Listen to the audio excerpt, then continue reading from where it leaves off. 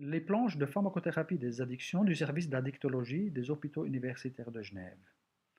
Quand on traite une addiction, on traite en principe un trouble du comportement suivant la même logique que pour toute autre modification de comportement. On aura ainsi au début un comportement problématique, une consommation problématique dans le cadre des addictions, qu'on aimerait bien faire passer vers un autre type de comportement, dans le cas précis des addictions, ou bien l'abstinence, ou bien une consommation contrôlée, donc une consommation maîtrisée, qui sera moins, voire pas problématique du tout.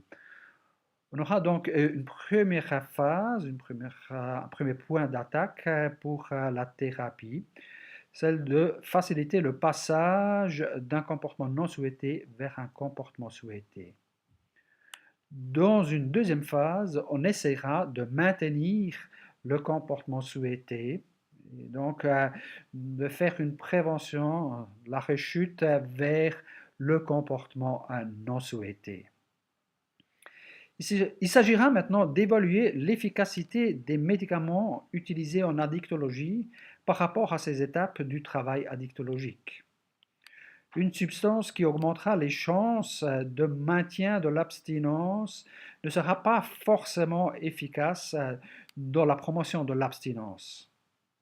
Notons que, par exemple, pour l'alcool, la plupart des études ont investigué la deuxième phase du processus addictologique. Et ce n'est que dernièrement qu'on a commencé à s'intéresser aussi du soutien pharmacologique de la première phase. Merci beaucoup pour votre attention.